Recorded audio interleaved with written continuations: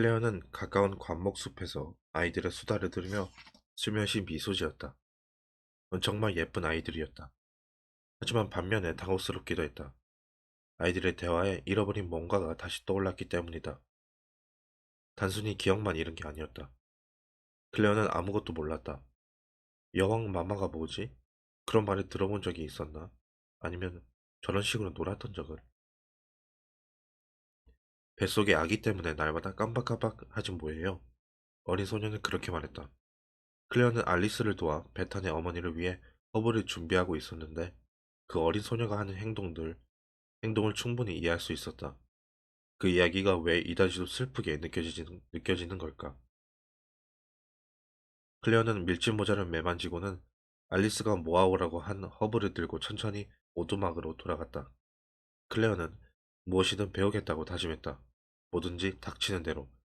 여왕이 뭔지 모르지만 그것도 배우고 허브와 새에 대해서도 배우고 남자들이 어떻게 농사짓고 무슨 생각을 하는지도 배우고 여자들에 대해서도 배우리라. 여자들이 어떻게 시간을 보내고 무슨 얘기를 하며 어떤 꿈과 갈망이 있는지도 알고 싶었다. 그게 시작이야. 어쩌면 그런 식으로 잃어버린 삶을 되찾을 수 있지 않을까? 꺽다리 안드라스는 돌투성이 고원밭에서 괭이로 김을 매다가 잠시 일손을 멈추었다.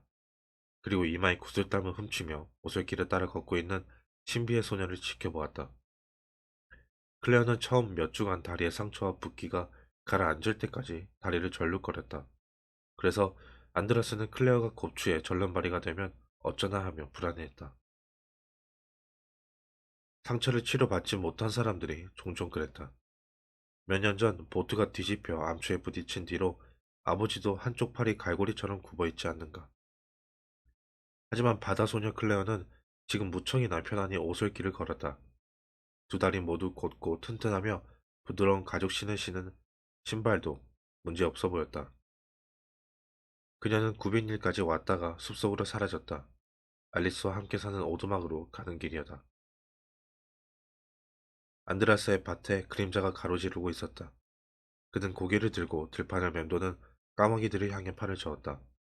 괭이로 밭을 파헤치면 벌레들이 나오는데 까마귀들이 좋아하는 먹이다. 결국 그 바람에 밭이 위험에 빠질 수도 있다. 농작물을 망칠 수는 없다. 이곳은 겨울이 길기 때문에 날이 따뜻할 때 대비를 잘해야 한다. 재배, 수확, 저장까지 아버지는 늙어가고 어머니도 몇 달간 몸이 좋지 않아 툭하면 열이 오르내렸다. 꺽다리 안드라스는 겨우 17살이지만 가족은 그에게 의지했다. 그래, 허수아비를 만들어야겠어. 문득 안드라스는 그런 생각을 했다. 지난 여름에도 도움이 컸다. 헛간에 있는 커다란 조롱박으로 머리를 만들고 그 위에 얼굴을 새겨 놓도록 하자. 끔찍하기 짝이 없는 얼굴. 안드라스는 얼굴을 찡그리고 입술을 위로 잔뜩 밀어 올리고 두 팔을 힘껏 펄럭였다.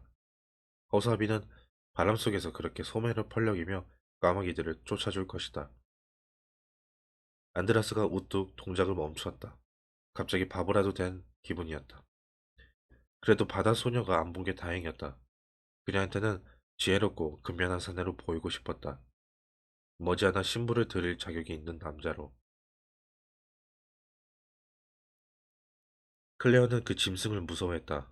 얼룩다람쥐. 어린 새 소녀가 기르는 짐승인데 아이라의 손에 앉아 아이들이 주는 씨앗을 갉아먹고 있었다. 클레어는 놀란 표정으로 뒷걸음질 쳤다. 베탄이 말했다. 바다소녀 클레어, 전에 본 적 없어요? 물지 않아요. 델비스가 부추겼다. 만져봐도 돼요. 얘도 가만히 있을걸요? 하지만 클레어는 고개를 저었다. 그녀는 작은 짐승들을 무서워했다. 생쥐가 알리스의 오두막 마룻바닥을 달려가도 거의 기절할 지경이었다. 새라면 걱정될 정도로 질색했다. 클레어는 개구리들을 신기해하면서도 이상하다고 생각했으며 손은 너무도 끔찍하게 무서웠다. 꺽다리 안드라스가 부모와 함께 살고 있는 오두막 옆에 나무 울타리로 만든 축사가 있었다. 소들이 주름집 입술을 부지런히 실룩이며 여물을 씹고 있는 축사를 지나갈 때마다 그녀는 항상 숨을 죽이고 시선을 피했다. 클레어가 멋쩍어하며 갈리스한테 말했다. 짐승들의 배워야겠어요. 무조건 무서워만 할 수는 없잖아요. 아주 어린애들도 잘만 놀던데. 언젠가 짐승한테 당한 적이 있어서 그럴 거다. 알리스는 흔들 의자에 앉아 회색 양털로 옷을 짜고 있었다. 조명은 흐리고 깜빡거렸다. 클레어가 한숨을 내쉬었다. 모르겠어요. 나쁜 기억이 있는 것 같지는 않아요. 그보다 한 번도 본 적이 없는 것 같아요. 물고기도? 물고기는 익숙해요. 그것도 아주 많이. 어쨌든 무섭지도 않고 반짝이는 은색도 마음에 들고요. 새는 못 봤고. 클레어가 고개를 끄덕이며 몸서리를 쳤다. 네, 날개가 너무 낯설어요. 도무지 익숙해지지도 않고. 아무리 작은 새라도 너무 이상한걸요. 알리스는 의자를 흔들며 생각했다. 뜨개바늘이 그녀의 옹이진 손에서 딸깍였다. 마침내 알리스가 말했다.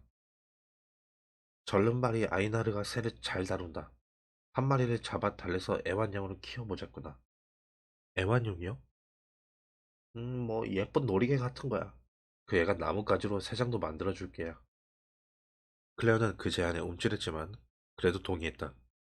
그게 배움의 첫걸음이 될 것이다. 어느 날 오후 클레어는 맨발로 해변에 서서 소녀 삼총사를 지켜보았다. 아이들은 나뭇가지로 집에 윤곽을 그리고 백사장에서 주워온 부유물들로 집을 장식했다. 이건 내 침대. 베탄이 선언하며 해초 한 아름을 말만져 침대를 만들었다.